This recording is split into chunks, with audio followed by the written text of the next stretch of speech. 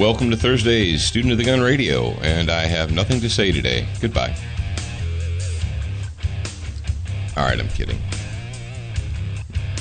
He had me convinced over here. I was like, wait, what? I was like, now I'm going to have to cut. That was short. That's what she said. That was quick. No, I don't know what she's you're talking to. I just heard it from the other room. I was going to say you heard it. I don't know who she was talking to. Okay.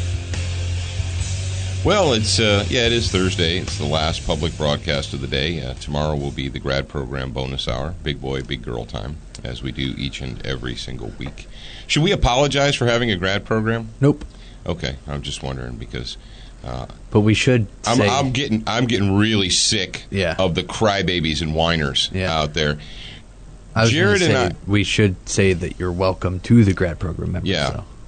Thank you, grad program members. No, you're welcome. We have to tell them they're welcome. Oh, they're welcome because of the giveaway. Oh yeah. Well, no, that's what I'm talking about. Yeah. Is how many grad program giveaways have we done in the last year? A lot. 3 or 4. Flashlights and guns and holsters and ammo. All of a sudden, everyone's crying and whining. You know what? I'm sick of it, and this is going to be the last one. This is going to be the last giveaway. I'm tired of it. I am sick and tired of spending hours upon how many hours do we put in producing free material that costs people nothing. You have to watch it or listen to it. Between Jared, I put in at least 50 to 60 hours a week. Jared puts in probably the same, producing television material, audio material, free videos to watch, articles to read. I've got 30 years of professional firearms training experience. I've been carrying a gun my entire adult life, all over the planet Earth. And you're getting it for free. And the fact that people would get on and whine about it really hacks me off. I don't have time or inclination to listen to weak whiners. And we're going to start firing people. Jared, you listening to me over there? Yep. We're going to start firing people. I talked to my buddy EJ yesterday, and he goes, I got no problem firing a customer. He goes, you misbehave in public, and you're fired. He said, I fired one the other day. He said, guy called in. You hear something? This is how stupid Americans can be. A guy wrote him to complain that he had not received the product that he had ordered, right? And that how he was hacked off and he was never going to blah, blah, blah ever again. He was never going to. I'm probably telling tales out of school here, but he was so. But in his email complaint, he put in the tracking number, the USPS priority mail tracking number that he'd received. So they tracked it, and the post office had it marked as delivered. So apparently there's this grand conspiracy with the post office and EJ and all his minions to deprive this guy, to fraud the delivery confirmation information. Yeah, that's what he does. You know. Yeah, we've got all this time to sit around. we have to communicate with the post office and say, hey, make sure that you mark this package delivered. Like, don't actually deliver it, but I want you to create a fraudulent delivery confirmation. And once you've done that, then we're going to... It's like, really? They probably went and threw it in a creek or something. Yeah, because it's a post office. Yeah, it was delivered. Or did you see that? Post office dude unloading his truck, mail into throwing all this mails and packages into a river. Because apparently he didn't want to go deliver. He didn't want to have to deliver them. He was busy. He had stuff to do that day. Yeah. But the post office, and they wonder why they're constantly... that you want to know insanity? Go to the post office. How many of you actually go to the post office? You're like, I never go to... Most of you listening to me are like, I never go to the post office, Paul. Not once do I. When I go there, and it dumbfounds me that everyone who's in front of me in line acts as if they've never been inside of a post office before in their life. Like this is their first time ever. They get up to the counter and they're all confused. They're like, I have this box wrapped in cellophane and duct tape, and I want to send it to Indonesia, but I'm not sure how. Oh. Yeah. All right. Enough venting. I had to do it, and I'm not joking though. The 2015 United States of America, 2015, I pay attention. I see what's going on. I see what is happening to my country. The country is crumbling. It's falling apart. We have the bullies and whiners. We have basically mob rule in the United States. And the self-appointed ruling class is 100% down with it. They don't care. We've got cities burning. We have police officers being assassinated on almost a daily basis, creating an even greater rift between law enforcement and the community. Because let's face it, if you were wearing a blue uniform and every day you got up and had to read a story, or you had to read a notification, or you got a hot off the presses wire story that says officer murdered, officer shot, officer ambushed, how would you feel? How would you view the public? Would you view the public? Would you embrace them, or would you view them with distrust? You tell me. Yeager said, he said it really well. He said, every day when you get up, you basically deal with or you associate with the same people or the same type of people generally, unless you're working in an emergency room or something like that. But even then, police officers, he said, think about it like a hotel. He goes, you've got the basement level, then you have first, second, you have penthouse level, and everything in between. And imagine society is like that. He said, police officer, he just doesn't get off on the second floor every day and deal with second floor people.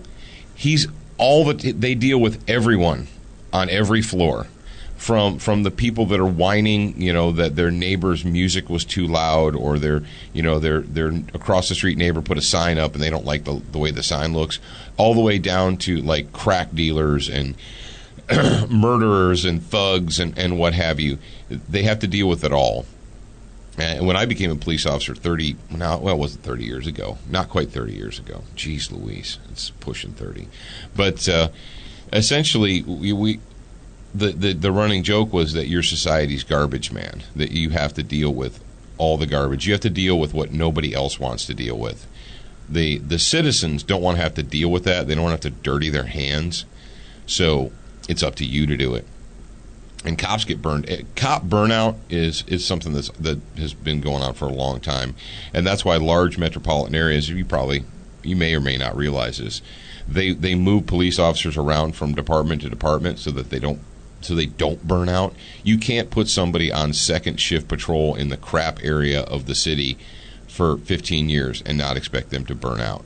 So they put them in different areas to kind of mellow them out a little bit. But I didn't even mean for this to be a cop talk thing, but folks, I'm 100% genuinely serious. There's so much going on in the United States today. It is time to quit playing games. It is time to quit playing games, and it is time to get serious about the preservation of your nation. And yes, it is up to you. No. If you're a legal citizen of the United States of America, you have a civic duty to preserve the republic. It's not someone else's job. That's why we're in the position we're in today as a country, as a nation. We're in this position because everybody thinks it's not their responsibility. Everybody thinks that someone else will take care of the problem. And it's societal. We've got, don't fight to preserve your money. Don't fight back against crime because you have insurance. It's okay if someone robs your bank. They're insured by NCUA or whatever. I guess, Jared, you could call it the insurance mentality that it's okay. It'll be all right. Someone will make it up to you. There's a FEMA, there's a this, there's a that. It's not your responsibility. It is your responsibility. It is the responsibility of every single person listening to the sound of my voice to preserve the Republic. And if you're not interested in preserving the Republic of the United States of America, go away. You're fired. I don't need you here.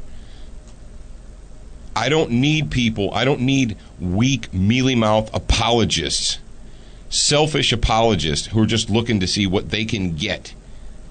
That's why the United States of America is in the crisis that it is in, because we have such a huge percentage of our population that care about nothing but their own personal comforts. You cannot have a nation filled with selfish, vile people, narcissists, people that are addicted to their own comfort. If your leader is a narcissist, then no kidding, the narcissist in chief. I never heard the term SELFIE until the narcissist in chief, Comrade Barry, started doing it, and I'm like, what is this all about? Apparently, taking a photograph of yourself now is called a selfie. It's kind of like wearing a hooded sweatshirt. What is a hooded sweatshirt? It's a hoodie. Yeah, that's childish and stupid, but I guess it's part of the vernacular now. Well, I never heard of that until you young kids started calling hooded sweatshirts hoodies. I'm like, where did that come from? I thought they were always called hoodies. No, your generation. That's what they're marketed as. Yeah, for your generation. They've never been that before? No, it was called a hooded sweatshirt because we could actually say two words. When I grew up, we could say multiple words in a sentence. We didn't communicate in grunts and groans. Well, hoodie is multiple syllables. It still has only one word. But it's still multiple syllables, so that's an upgrade from a grunt, from a See, we're not quite. That's where we're devolving, to communicating via grunts and motions. Yeah, I was listening to something the other day. I don't remember what it was, but you were listening to something. Yeah, you sure it was something? You it sure was it wasn't definitely nothing? Something. You sure? I wish it would have been nothing, but the sentence, the grammar that the people use, I was like, "You don't be no." I'm like, what? Nobody never done that? Was it like nobody never done that? That's funny. Quick update from yesterday's show. We've decided that if it's good enough for Tacoma, Washington, it certainly is good enough for us. So we're going to install a firearms or gun drop box right out in front in the parking lot of Student of the Gun University. And we're going to advertise to let anybody know, if you have an unwanted gun, we're going to be kind of like the Humane Society for guns. If you have a gun that's unwanted, go ahead and just throw it in the box. We'll find it a home. I mean, if they can do it in Tacoma, Washington, certainly we can do it here. And we'll probably find better homes because we're not going to destroy them. Unlike the Tacoma PD, they're going to destroy all the guns they get. We won't destroy them. What we'll do is we'll take them and we'll sell them to the local PD. We'll get $25 a piece for them. All right. I think we're far enough in now. And if this is the first time you've ever listened to Student of the Gun Radio and you're still here listening to me, congratulations, you passed the test. Kind of. You are allowed to continue listening.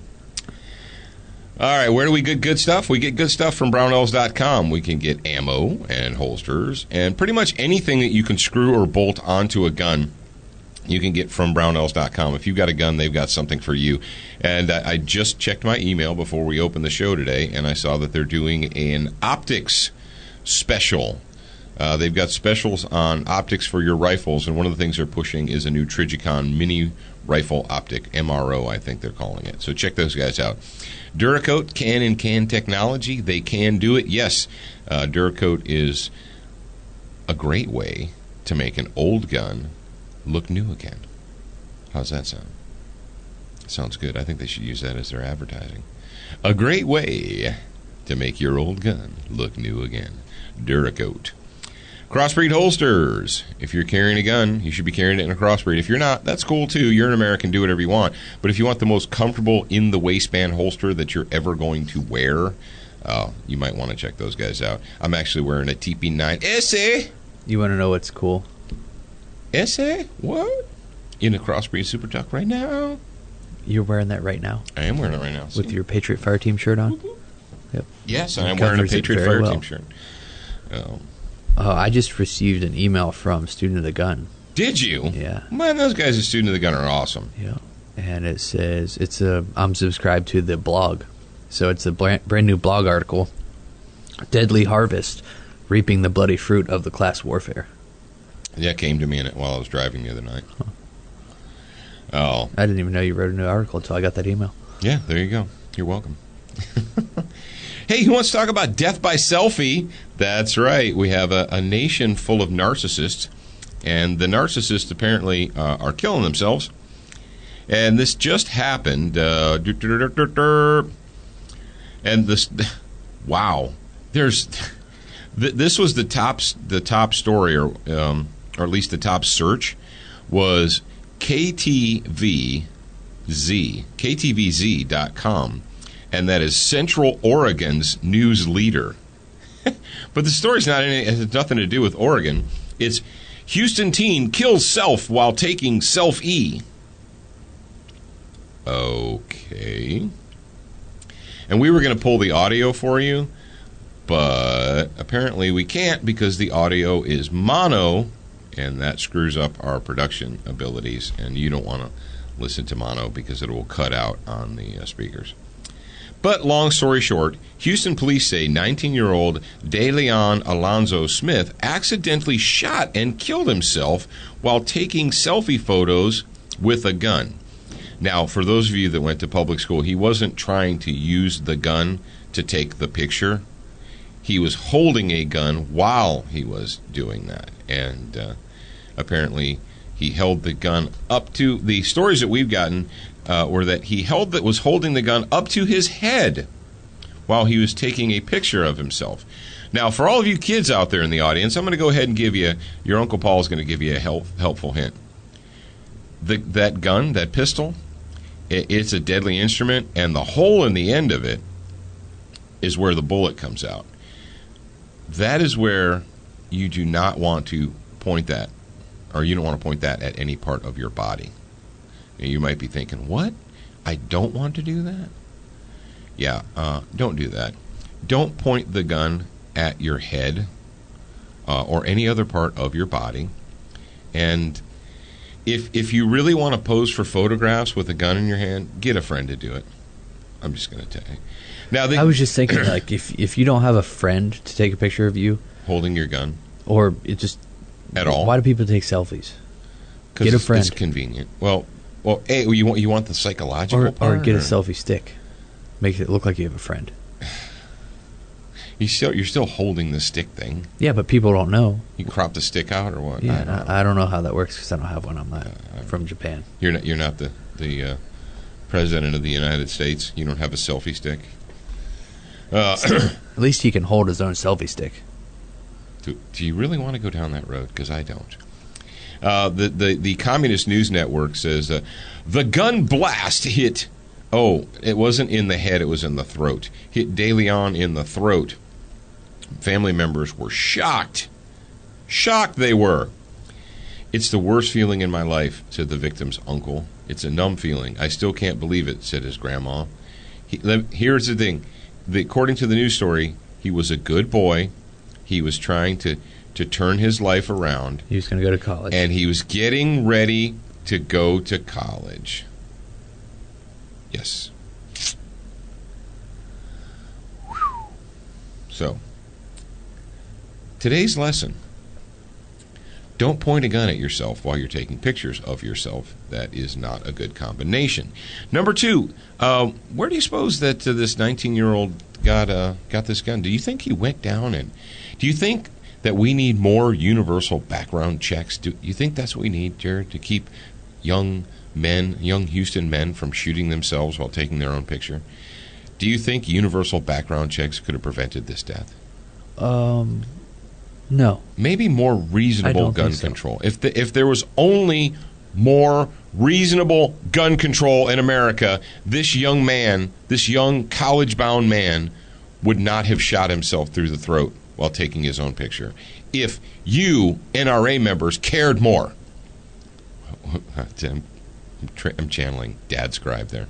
But you NRA members, you only care about violent death because that's what I see. When I see your NRA decal, I know that you endorse violent death, and you don't care about the children. All right, Dad Scribe, go away. What else? Here, America, I'm not a Darwinian, but sometimes you gotta give a hat tip to somebody. when people are taking selfies with a rattlesnake and it bites them, and then they lose their hand because of the venom. When people try to take selfies with buffalo and the buffalo tramples them, yeah, Mississippi woman, good job, way to represent the state. People taking selfies while they're driving, and then the last thing they find on the phone after the horrendous crash is pictures of them behind the wheel. Stop doing that. Stop doing that. But it may be, I don't like to say natural selection, but some people just weed themselves out of the gene pool. If you bend down next to a rattlesnake to take your picture with it, and then it bites you and you act surprised, you need to weed yourself out of the gene pool. Because your genes don't belong in the big pool. Okay? I see you just dropped in the Mookie Releases Crusader rifle. Yeah, I was going to play that, if that's cool. Oh, okay. It's a video, but our friend Ben Mookie Thomas, who you should know, if you don't know by now, is he's no longer overseas shooting little brown people. Well, that's what you do when you go overseas, is you shoot little brown people in Afghanistan and Iraq and all of those other places. He's not doing that. He's not doing that anymore. What he's doing now is he's helping promote Spikes Tactical. Hey, what's up? This is Mookie, and I'm out here at Big 3 East at a great training center where they're letting us test out Spike's new rifle, the Crusader. I came on board about a year ago, and at my first meeting, I had driven 3 hours listening to the news, and the owner asked me the question, Ben, what would you like to do with a rifle? What would you like on a rifle? And he was asking the question in regards to technical specifications, like the bolt, the barrel length, whatnot, and what have you. And I just blurted out in the meeting, I want a rifle that no Muslim terrorist can use to murder innocent people. And I half expected to be fired, or at least not taken serious, but they took the ball and they ran with it. What's awesome about this is the text. Psalm 144:1. Blessed be the Lord my rock, who trains my hands for war and my fingers for battle. This ensures that no Muslim terrorist will ever pick up this weapon to use it to bring harm against another person. That's actually my favorite part of the rifle.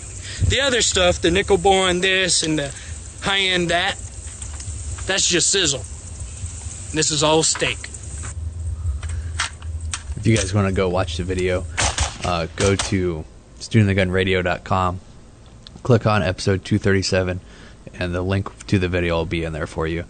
And one of my favorite things about the rifle is the scripture on it, obviously. That's actually, it's fortuitous because that is the scripture that I used in my fight walk-down song. So it was fortuitous that Mookie put that, or they decided to put that on the Crusader rifle. Yeah, it's in that book, Faith in the Patriot. Yeah. It's in the Faith in the Patriot, and I don't know if you actually heard my walk-down song, or my walk-down thing. Yes, I did. I did. Yeah, I put that in there too. And Pipe Hitters Union has a brand new shirt with that on it. Oh, do they? Yeah. It's I think that Mookie is like kind of infecting people here. Did you like the way he said in the promo video that a Muslim terrorist would not touch? That's not the original verbiage. Yeah. I like how he cleaned up the verbiage for the thing. Mook. That's funny. What they didn't mention in the video, I watched it and listened to it, is not just what says on the outside, but the selector switch. The selector switch is all in Latin. Oh, yeah, I forgot about that. Yep. It says Pax Bellum, and then, can you look at it? No, I can't see a close-up on it? It says peace, war, and then God wills it. Oh, yeah, that's funny. It's selector number 3. Peace, war. I like how he's like... Peace, war, and God wills it. He's like the high-end this and the high-end that. He's like, that's just all sizzle, and this is all steak. He's like, he's not an industry insider. People are like, well, what is the heat treat on the finish of this? Like, I don't know. It's black. It's black, and I don't know, and I don't really care. I don't know, and I don't care. It goes bang every time. That's the funny thing is he's the spokesmodel for Spikes, and when he goes places, like we were with him at an event, and people wanted to talk to him about like the intricate specs and details of the gun, like is it 75-70 aluminum or whatever? And he's like, Yes. I don't know. He's like, don't make me lie to you. Don't make me lie to you. But I can call the guy that owns Spikes right now and ask him. I can call the factory geeks, and I can have them tell you all the specs that you want. All right, moving on. Thank you, Ben Mookie Thomas and Spikes Tactical. Moving on, Velocity Triggers. You got a black rifle? Speaking of black rifles, you have a black rifle? Well, they've got a trigger for you. Check those guys out at velocitytriggers.com. Frog Lube, it just works. It's green, it's minty, and it makes your guns run very well. Century Arms, I mentioned them really just briefly earlier, but they're still running the rebate, the $25 rebate. So get yourself a TP9 SA, save the receipt, and get your money back. Get some money back.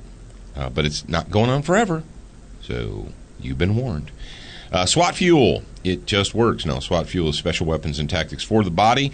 When you go to SWAT Fuel and you use the promo code SOTG2015, use that when you check out, and you're going to save yourself 10% off your total order because we like you. I'm going to find Ryan's little thing on here, and I'm going to read it. Okay. Inland Manufacturing, that's the company that's providing the .30 carbine that we're giving away to grad program members on October 1st. And if you guys would, if you're Facebookers, go over to the Inland, INLAND Manufacturing. Go to their Facebook page and tell them thank you. Thank you for supporting Student of the Gun. Because we could not do what we do without the support of the people in the industry. And there's a lot of good people out there. And the folks at Inland are our friends, and we appreciate them. And they are sponsors of Student of the Gun Television, which is, and the season 6 is in post-production right now. Yes. So take a deep breath. It's coming. All right, do you have what you wanted to say? Yeah, it was actually from Chris Ellis. He posted in the grad program members group on Facebook. He said, took some 9mm SWAT fuel before doing yard work today. Mowed the front and backyard, edged with the weed eater, blew some clippings off the sidewalk, then went on a 2-mile power walk. Love this stuff. There you go. You're like, damn. And then the one dude commented, he's like, you sound like me after getting back from coffee shop. And then this Chris says, the difference with this is that I don't get the hard crash like with coffee or energy drinks. Yeah, so and basically you don't have to pee a lot. Everything that we've said, it's being backed up by people that aren't us. So, which is a good, because these people aren't paid by SWAT Fuel, right? No, they're not. No, they're just grad program members. They have made an investment. They have made an investment in SWAT and Student of the Gun. So, and we appreciate that. I'll do anything for the grad program members. Not that I wouldn't do anything for everyone else, but let's face it, they actually have committed. Yep. They're on board, and we appreciate that. And right now, you know what, brothers and sisters, get off the fence. Make a choice. I can hear them right now. You said you'd do anything for the grad program members, so we're getting a bunch of recommendations on what you should do in our grad program member Facebook group right now. Speaking of our good buddy E.J. Owens, if you guys haven't checked out legallyconcealed.org, it is .org, is it not? Yes. See, I want to give the correct. I really have a strong desire to give out the correct email address. That's not an email address. I know the web address. I kid EJ. He doesn't listen to the show anyway. But I was joking. Who was I joking with? It was EJ about how when like if somebody we meet somebody out in public and they're like, oh hey man, I saw your show and I like it. People they don't usually come up to me in public and say, hey, I saw your show and it sucks and I don't like it. They usually keep it to themselves. But I said, and my thing now is like, oh man, that's great. I said that makes two of you. And then they look at me like, yeah, you and my mom. And they're like, nah, I'm just kidding. My mom doesn't watch my show. And she doesn't. My mother and father, they don't watch the show. They're like, we're aware of it. We know that it exists. But EJ, did you see that he updated his website? Nope. Yeah. There. It's got a fresh face. How cool is that? It's got a fresh face because he's got his new classes listed, the ones that he's teaching in northern Mississippi. Yeah, he's got those listed right there. Now, it's legallyconcealed.org, and you can like them on their Facebook page, and you can like them on whatever. But if you go to their Facebook or any of their stuff, just say, hey, we heard about you on Student of the Gun, and how are you? And he'll say, we're great. Thank you for asking. Oh, he's got Legally Concealed has a closed group just like we do, like the grad program group. Oh, they do? Yep, so if you want to be part of their in-crowd. Where do you see that? I clicked on it. I went to their main page, and I clicked on Facebook, and it says legallyconcealed.org, closed group, join the group. You send a request to join the group. Oh, here we go. I see their Facebook page. Yeah. It's got 7,537 members, according to the Franken book there. So, now what do you want to talk about, Jared? Do you want to talk about, folks? I don't want to talk about what we're going to have to talk about. I know. Well, Jared mentioned, we've got a story here, and it comes from the dailymail.uk, and you're saying, why do you do that, Paul? Well, I'm going to tell you why, because a lot of times you'll find things reported in the Daily Mail or in the foreign press that the American press won't talk about, or they mention it once and then forget that it ever happened. Like, we mentioned that Saturday morning, so that covers us. So we have met our obligation. Now, the story here from the dailymail.uk, and this actually is dateline September 1st, 2015 at 9:14 p.m. or 21:14 Eastern Time. And it was updated at 6 o'clock on the 2nd of September, so less than 24 hours as you're hearing this, or around 24 hours. 3 cops murdered in less than a week. Another officer found slaughtered in his Texas home amid growing safety fears, and as a manhunt continues for an Illinois cop killer. Officer Don Allen, 27, was found dead in his Clyde, Texas home on Monday night. Authorities have launched a homicide investigation over the death. We still have the suspects as we're recording this. Now, it may change. The suspects are still at large in Illinois, the ones who shot the officer up there. And then, of course, we have the suspect in custody for the shooting of Deputy Goforth and in Texas, in Houston, Texas. Houston, Texas is a crap hole. I don't know how anybody lives there on purpose. Oh, you don't understand, Paul? Yeah, whatever. Houston, Texas is a crap hole. And I would rather slam my hand in a door than drive in and around Houston, Texas. And I've had to do it on multiple occasions, and I do not enjoy doing it at all. And like I said, it would be more fun to slam your hand in a door than to drive around Houston, Texas. We know we got people listening to us in Houston. I know you're out there. I see you. Yeah, I see you right there. There you are. We've got our magic mirror. We got the magic mirror, the romper stopper bumper boo. I see Billy. I see Karen. I see Fred. I see James. Who do you see, Jared? I see Lauren. You see Lauren? Oh, now you're going to make her run around her house screaming again. Ryan. And I see Chris. Get out of my head, you freak. So, what are we to do, ladies and gentlemen? Well, I'm going to tell you, because that's the kind of guy I am. Do you know why we're so frustrated as a nation? And why we're constantly looking for distractions? I'm going to tell you why. Because we're not fighting. Whoa, what do you mean fighting, Paul? You can't endorse fighting in America. Fighting is bad. Really? Because every time someone gets cancer, the first thing they say is that he's a fighter, she's a fighter, they're going to fight. They're going to fight the good fight. We need to fight racism in America. We need to fight bigotry. We need to fight homophobia. They always use fight for all these different causes, but when's the last time anyone ever said, we're going to fight for the Republic? We're going to fight for the preservation of this nation. We're going to fight against the tyranny that is ever present, that is all over. Do I need to tell you? I mean, come on. I believe that the reason that Americans are so good Americans. What do you mean good Americans? I mean the ones that actually are not criminals and scumbags and leeches. Yeah, those kind.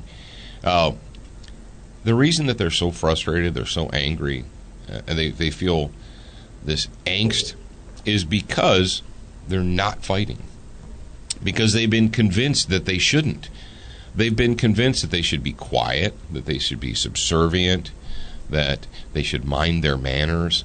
They've been convinced that they need to be reasonable and they need to be tolerant. Tolerant, as in, I'm supposed to tolerate people who want to ruin and destroy my nation. I'm supposed to tolerate people that want to take from the nation and give nothing back. I'm supposed to tolerate all of those people. I'm supposed to tolerate people that are trying to destroy my way of life. I'm supposed to tolerate people that want to make myself and my family helpless victims by disarming me and my family, disarming my community. I'm supposed to tolerate those people, right? Is that what we're told? There's a little thing that I like to say. Well, I don't like to say it all that often, but there is almost a brutal honesty in combat. When members of the military, when veterans, when they return home from whatever conflict that they happen to be in, it's a tough adjustment. And one of the reasons that the adjustment is difficult is because they were thrust from a situation where there's no political correctness in combat, in fighting. There's no political correctness there. It just is what it is. There's only reality. There's an absolute honesty in fighting. Jared, would you agree with me? When you get into the octagon, or the WFC doesn't use an octagon; they use a big metal circle. Did you notice that? Oh, was it a circle? Yeah, it was a circle. There was no sides. I was in there and I don't even remember. Yeah, because I noticed. I was like, oh, it's not an octagon, or because I think that in order to use for professionals that you have to get permission to use an octagon from them, but. It was a big metal circle. But when you get in there, there's you and another person, another guy, and they lock the cage door. Is there any political correctness going on in there? Is there any like sidebar negotiation? Or is it just flat out brutal honesty? It's just honesty. There's no game playing. There's no PC. There's no. Are you concerned with the feelings of your opponent? Obviously not. You don't concern yourself with their feelings, and nope. You say, how are you feeling today, and you don't worry about tolerance and being reasonable. More people need to be put in that position where it's either you do something or you get the crap beat out of you. That's just how it is. You either fight back or you get beat. There's an honesty in action. And one of the things that I believe, and this is just my own hypothesis, but I know I'm right because, do you want me to write the article? Yes. 10 ways that I know why I'm right, and you should just be quiet and listen. Yeah. There is a brutal honesty in combat. And when people return, especially when veterans return from war, and they're thrust into this, I don't want to say necessarily dishonest, but they're put back into the community, which is filled with people with no discipline. No discipline. Your used car salesmen, people that will say anything to get their way. You know what I mean? Yeah. Oh, this whole confusion of, and that's why I don't play well with others. And you're like, what?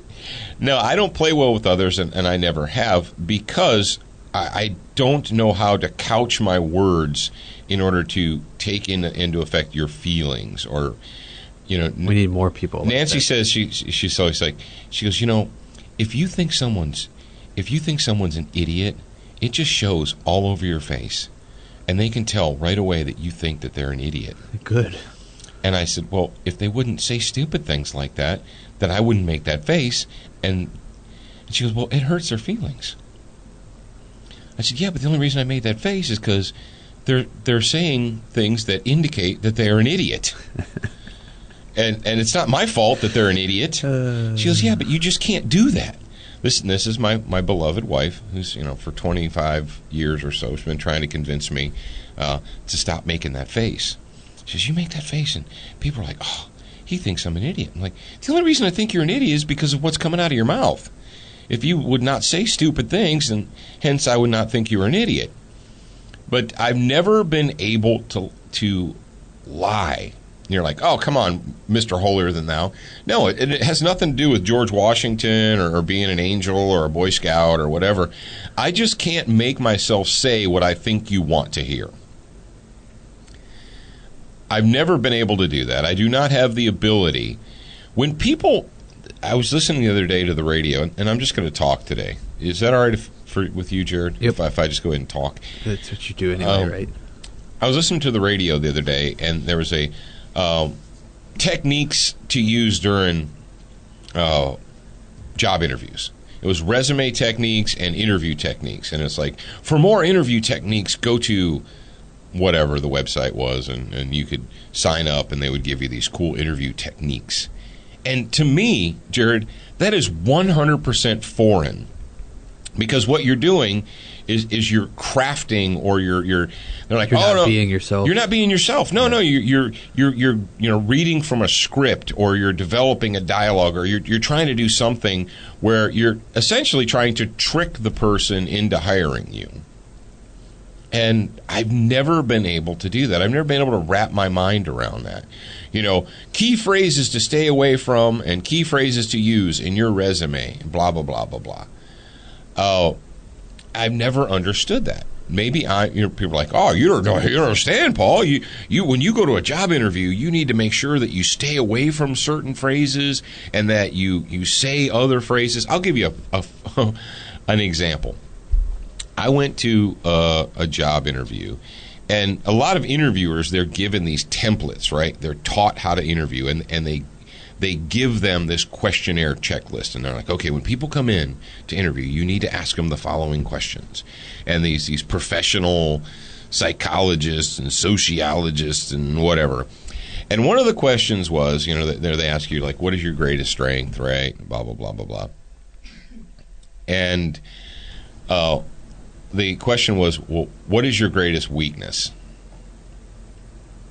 And I looked at him like, really? Do you want me to answer that question? I was like, and they're like, well, no, just, everybody has weaknesses and so forth. And I said, listening to stupid questions from interviewers, or an inability to listen to stupid, no, I didn't say that. I thought, and in my mind, I was blown away by that question, because I don't focus on weakness or shortcoming of my own. Yeah, if you asked me that question right now, I wouldn't know the answer, because I don't focus on those. An inability to tolerate stupid people. I guess that should be my answer. There you go. That's not really a weakness, though. Yeah, how is that a weakness? Well, technically, that would be your greatest weakness. Is an inability to tolerate stupid people? Yeah. Or is it my greatest strength? Yeah, that's what I don't know. It could be both.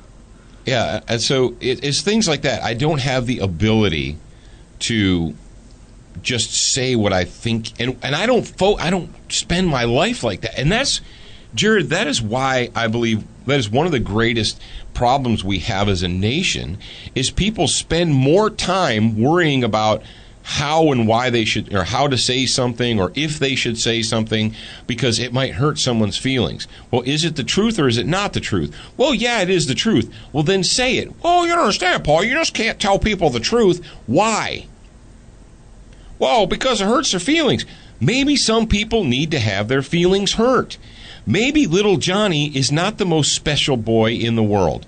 Maybe little Johnny is a moron. Or at least maybe little Johnny's behaving like a moron. You can't tell little Johnny, and I know that some of you don't like that, and you can suck it. But sometimes little Johnny is acting like a little ass. And what you need to say is, hey, knock it off. Get your crap together, Johnny. You're not the most special little boy. But we don't do that in America today.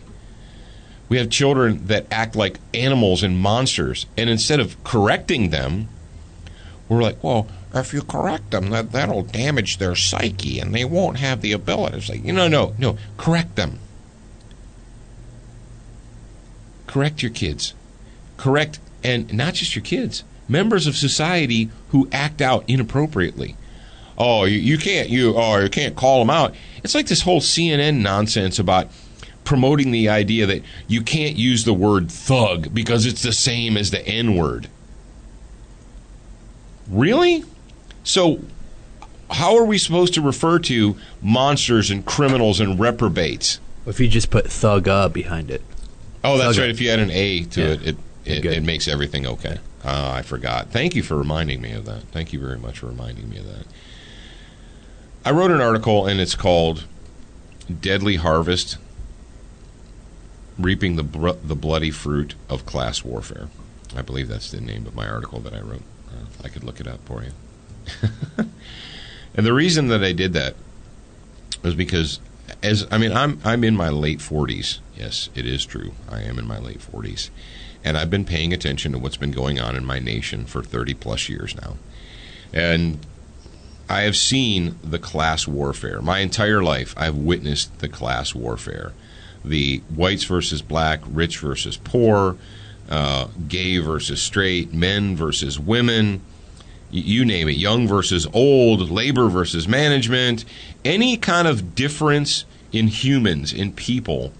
There is one party in the United States of America that has constantly and continuously, for my entire life, sought to divide or create class warfare amongst the people. And the grand poobah of class warfare and victimization is currently occupying the White House. No executive, no chief executive in my lifetime has ever done more to divide the people of America against each other than the piece of human filth that is currently occupying the White House. And do I need to give you more examples? Do you not believe me? Well, class warfare in my lifetime has normally been about dividing blacks and whites, gays and straights, men and women, blah, blah, blah, in order to put them in small little victim groups and then convince that victim group to vote for this party and this candidate. You know, the Democrat Party my entire life has made an art form of dividing the people. They divide them up, get them to be angry little victim classes, and then they tell them, oh, well, if you just vote for us, we'll make your life better.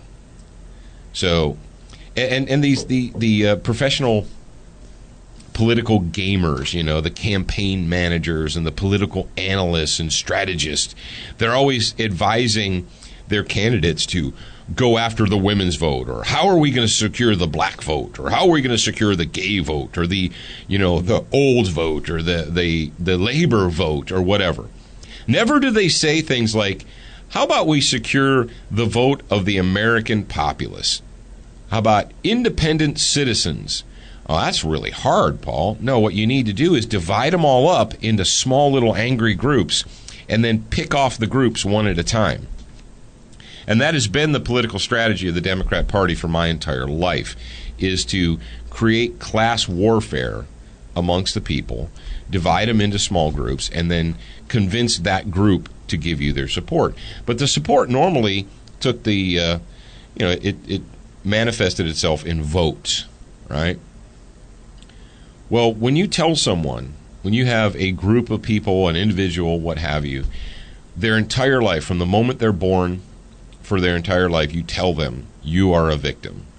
Everything that you don't like in your life is a result of someone being unfair to you or someone taking advantage of you. Nothing in your life is your responsibility. It's not your fault that you can't get a job. It's not your fault you didn't get out of high school. It's not your fault. It's because someone else held you down. Someone else was unfair to you. And that's been the tactic to get votes from those people, to control them. Well, that's morphed into now we have people that their entire lives have been told that nothing that they do is their responsibility. They have no control over their lives because of the unfairness and the bigotry and the homophobia and the racism and the this and the that in America. And now those people are lashing out violently. They're killing innocent people because the people that they see represent the group that they've been told their whole lives that group is keeping them down, that group is evil, that group, whether it's police officers or what have you. And that's the main topic of the article about class warfare. So we have a group of people in America, several groups, but that have been convinced their entire lives that they're victims. They're victims of unfairness, of institutionalized racism.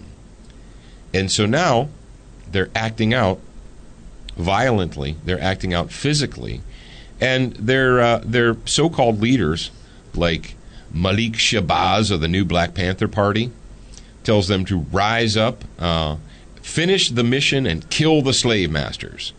Well, slavery in the United States has been illegal for 150 plus years, so just who is Shabazz talking about? Who does he want them to kill? There are no slave masters in America right now. We talked about Louis Farrakhan and his rise up and kill speech. We've got, and then you got CNN, the Communist News Network, perpetuating it. All of the mainstream media perpetuating it. We have the grand poobah of racial division in America, Comrade Barry Hussein. And Barry Soetoro, on the day that our boy Excrement, or the day after our boy Excrement goes out and commits an angst-ridden, racist-filled murder, double homicide, what does Barry say? Instead of condemning Excrement for the monster that he is, no, Barry says this, quote, "What we know is that the number of people who die from gun-related incidents around this country dwarfs any deaths that happen through terrorism." Really? Like in America or in the whole world? Because it takes like 3 keystrokes to find that who does Barry think ISIS is? Does Barry think ISIS is a terrorist group? Because isn't that frozen water? Yeah, ISIS. They said they're responsible for in the first 8 months of 2014 last year that ISIS was responsible for over 9,000 deaths and innumerable maimings and woundings. Wow. But American gun ownership is the problem. That's the problem. We have people who should know better, who should care, who should actually be calling out the evil monsters who are committing the crimes. But instead of doing that, they all get a pass because they're all victims. They're all victims. When is this going to stop? It's not. As long as you have a political party and their basically their cheerleaders in the mainstream media that maintain their power by keeping people divided, by keeping people in victim classes, it's not going to stop. Because that's how they make their money. They make their money keeping everyone divided. We don't talk to people as Americans. We talk to people as specialists, little specialty groups. The black vote, the women's vote, the gay vote, the labor vote, the whatever. And it's morphed. It's changed. The fruit is ripe and it's bloody. And it's happening all over your country. And it's not going to stop until the people, the citizens of the United States of America, the ones that are paying the bills, the ones that are supposed to be in charge, until they rise up and say, you know what, we're done with you. The adults need to take charge. It's time for the adults to take charge. Not the whiny, spoiled brats, not the tax thieves, not the leeches. No, the leeches don't get to be in charge. If you're stealing from the system, you don't get to be in charge. You don't get to make the choice. You get to shut up and sit down. But I don't want to shut up and sit down. You know what? Then contribute. Ooh. And we're coming right up on an hour, and so this has been a long one. Here's what I want you guys to do. If you're frustrated, if you're angry, if you don't know what to do, if you know you should be doing something but you don't know what that something is, I want you to go over to PatriotFireteam.com. PatriotFireteam.com. There's a freebie there. Jared did it for you. He created a freebie section. Just click on it, read it. It costs you nothing. It costs you not one single penny to do it. But it may give you the inspiration. It may give you a little bit of information, a little bit to feel like, yeah, I can actually do something to make my community, to make my nation more secure, to make my state more secure. Read, educate yourself. And when I say read, I'm talking about, yeah, I know a lot of you guys it's convenient to do ebooks, and then that's fine. But I want you to make an effort to get these dead tree things made of paper, and I want you to hold them in your hands, and I want you to read, left to right, top to bottom. Exercise your brain. You know what I think we should do? We need strong minds and strong bodies in America today. When we release the audiobooks, I think we should sell the audiobook for the same amount as the physical book. But if you buy a physical book, you get the audiobook included. You think so? Yeah, because that'll give them the... Then nobody would buy the audiobook. What do you mean? They wouldn't buy the audiobook by itself then. Yeah, but we want them to buy the physical book. Oh, we do want them to buy the physical book. Because that actually exercises your mind. It does. It absolutely does. You want to know why your kids are so stupid? Oh, our kids aren't stupid. They're mush brains, and you know it. The reason they're mush brains is because they never read anything. They never exercise their brains. They communicate in emojis and words that aren't actually even words. They TXT each other, and they LOL, and they FMF, and they don't FMF. All right, that's enough for me. I'm all done talking today. All right, ladies and gentlemen, children of all ages, thank you very much for joining us for yet another week of Student of the Gun Radio. We truly appreciate it. All of you dedicated, hardcore, serious people. Follow us on Facebook, Twitter, Roku, that's where you watch the TV, or Amazon TV, or Full 30, or Gun District. You name it, we're there. Do you want to do a live Q&A session? I was going to ask you about that. You teased the audience. I deleted the post. And then I came in the next day and I forgot that you had teased the audience. I did too. So I think what we should do is, I have to be here tomorrow anyway because Alex has that oils class. So do you want to do it tomorrow? Sure. Okay. On the Facebook page. Now, the thing is, you're saying tomorrow to the audience, and tomorrow to the audience is not really tomorrow in the real world. Okay, tomorrow, Friday afternoon. Friday afternoon? Yeah, Friday. When are we going to the range? Do we have the gun? We should have it today. Here's the thing. Listen up, kids. Saturday? We can go to the range Saturday. Pay attention to your inbox. Pay attention to Facebook and Gun District. And Jared will announce when we're going to do the live Student of the Gun Q&A. It's going to be live video with Professor Paul. It is? You guys can, live video. Uh-oh.